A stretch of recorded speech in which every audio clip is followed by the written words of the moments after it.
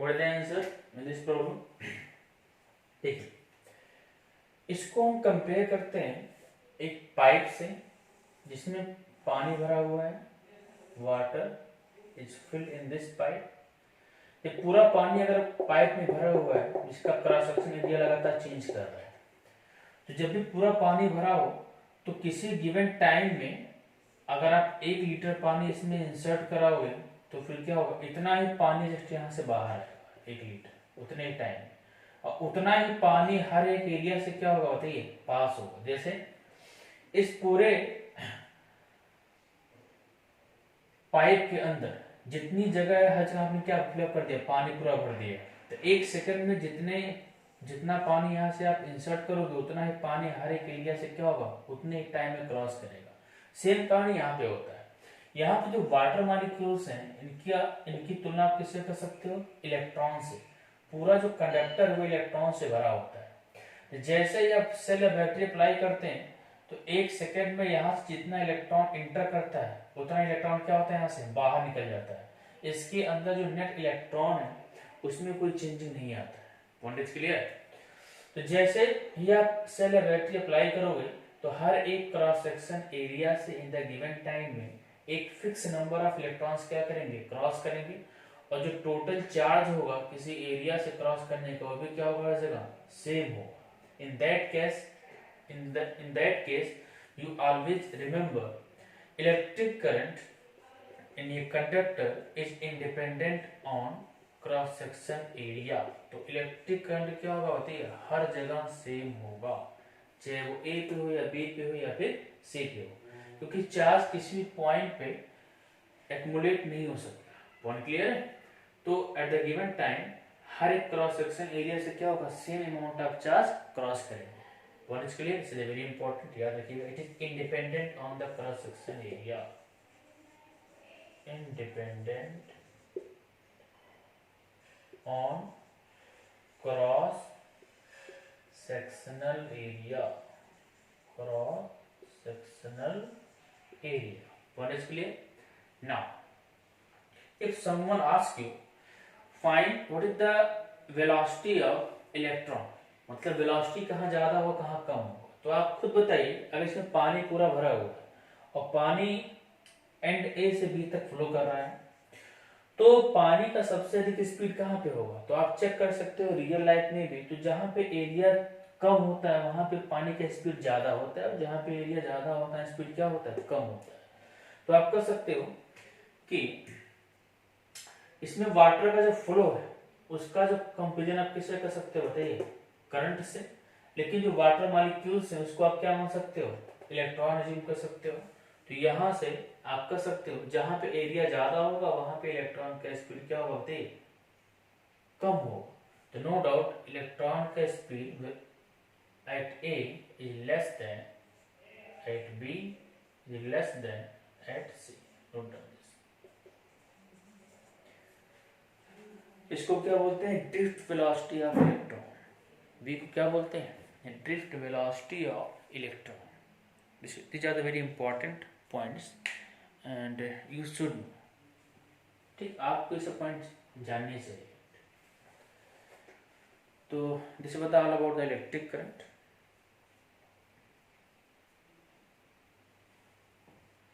This was all about electric current. Please note down this points.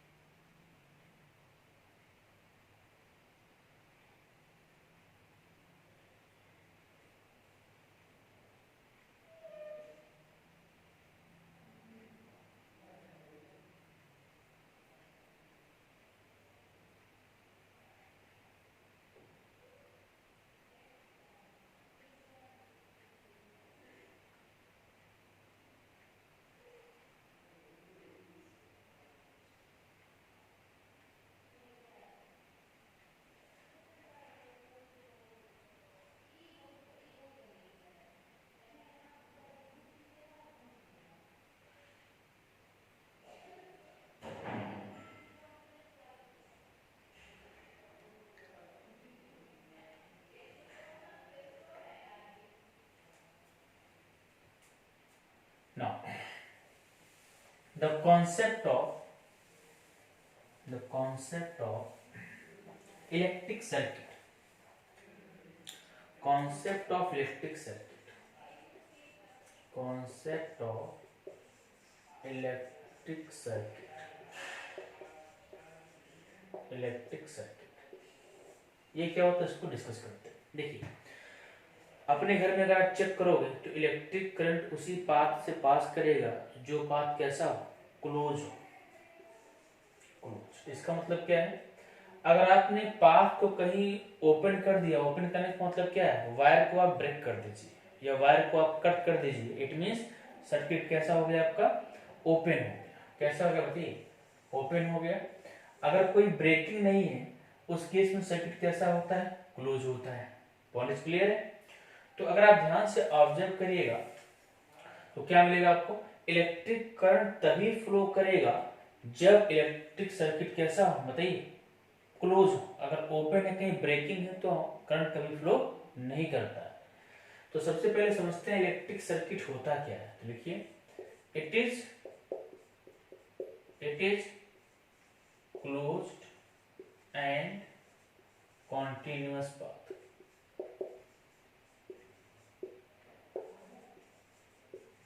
through which electric current flow, through which electric current flow। इसमें दो word है, close भी होना चाहिए, कैसा होना चाहिए, कॉन्टिन्यूअस भी होना चाहिए। ठीक, the close and the continuous path through which electric current flow is known as electric circuit, is known as electric circuit. घर में आप एग्जांपल चेक करिए तो इसके अंदर क्या क्या मिलेगा। सिंपल देखिए, इलेक्ट्रिक किसी भी डिवाइस को, इलेक्ट्रिकल डिवाइस को अगर आपको चलाना है तो इसके लिए क्या चाहिए आपको, एक सोर्स का होना बहुत जरूरी है। बिना सोर्स के कोई भी इलेक्ट्रिकल डिवाइस नहीं चल सकता। सोर्स में क्या क्या आता है बताइए, आप लोग पढ़े होंगे, सेल आता है, ठीक, बैटरी आता है, जनरेटर आता है, ठीक, जहां पे क्या होता है, इलेक्ट्रिक करंट जनरेट होता है, ठीक। वहां देखिए उसको हम क्या बोल सकते हैं, सोर्स ऑफ द लाइट बोल सकते हैं। जनरेटर में क्या होता है, सोर्स ऑफ लाइट होता है। तो सोलर सेल अज्यूम कर सकते हो, सोलर सेल, ठीक। ये सभी क्या होते हैं, विंड एनर्जी आप कर सकते हो। These are the source of electric current, these are the source of electric current. तो किसी भी सर्किट को चलाने के लिए आपके पास क्या होना चाहिए, एक लाइट का सोर्स और इलेक्ट्रिक करंट का सोर्स होना बहुत जरूरी है। बिना इसके कोई भी डिवाइस आप रन नहीं करा सकते। पॉइंट क्लियर है। अब सोर्स मान लीजिए आपके पास यहां हो गया सेल या जनरेटर हो गया, जनरेटर आपके पास हो गया। अब पंखा आपको चलाना है, फैन, क्या करना पड़ेगा, तो फैन है, कूलर है, एसी है, टीवी है, ठीक है, बहुत सारे डिवाइसेस हैं, ठीक है, and you can use washing machine है, ये सब आपको चलाना है। तो क्या करना पड़ेगा बताइए, इस जनरेटर का कनेक्शन आपको करना पड़ेगा हर जगह, तभी सभी डिवाइसेस चलेंगे। तो ये हो गया आपका सोर्स हो गया, ठीक। These are the electrical devices, electrical appliances, ठीक, these are the electrical devices,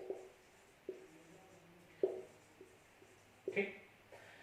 तो यहां से कनेक्शन होना जरूरी है। कनेक्शन करने के लिए क्या चाहिए बताइए, आपको एक वायर चाहिए, कनेक्टिंग वायर, कंडक्टिंग वायर होना चाहिए, और क्लोज पाथ का होना भी जरूरी है। मतलब क्या है, जनरेटर से आप एक तार नहीं निकाल सकते, ठीक है, ये कम से कम 2 तार का निकलना यहाँ से जरूरी है। अर्थिंग को भी छोड़ दीजिए, ठीक है, उसको आगे डिस्कस करेंगे। एक तार यहाँ से निकल गया जनरेटर से, तो जिसका पोटेंशियल हाई होता है, ठीक है, उसको आप अज्यूम कर सकते हो लाइव वायर है, ठीक, और जिसका पोटेंशियल क्या होता है बताइए, लो होता है, उसको न्यूट्रल अज्यूम कर सकते हो, ठीक। ये यहाँ अटैच हो गया। फिर लाइव वायर क्या होता है, यहाँ भी जाता है, फिर लाइव वायर यहाँ भी जाता है, न्यूट्रल हर जगह जाता है, ठीक।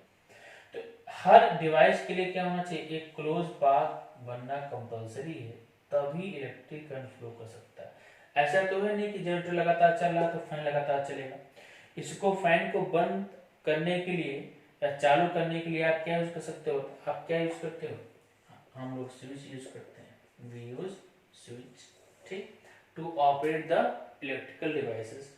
तो इलेक्ट्रिक सर्किट में होता क्या क्या है बताइए, एक तो सोर्स होगा आपका, एक क्या होगा, इलेक्ट्रिकल डिवाइसेस होंगे, बहुत सारे होते हैं, इसके हम बारे में पढ़ेंगे आगे।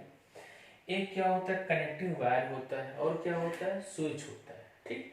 इसकी वजह से क्या करते हैं, कौन सा डिवाइस आपको रन कराना है, कौन सा बंद करना है, हम डिसाइड करते हैं। Point is clear. तो लिखिए, any electric circuit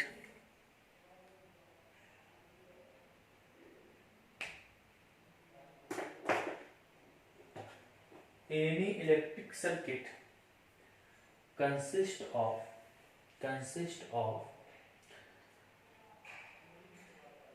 source of the energy that is cell or battery, बहुत सारे होते हैं, तो ये भी लिखिए, तो उससे हमारा काम हो जाएगा। सेल और battery, comma, conducting wire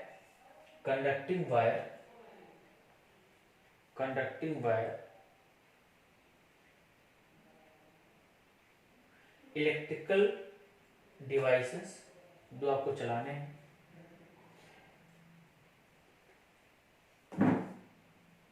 electrical devices, switch, plug use, ठीक, स्विच।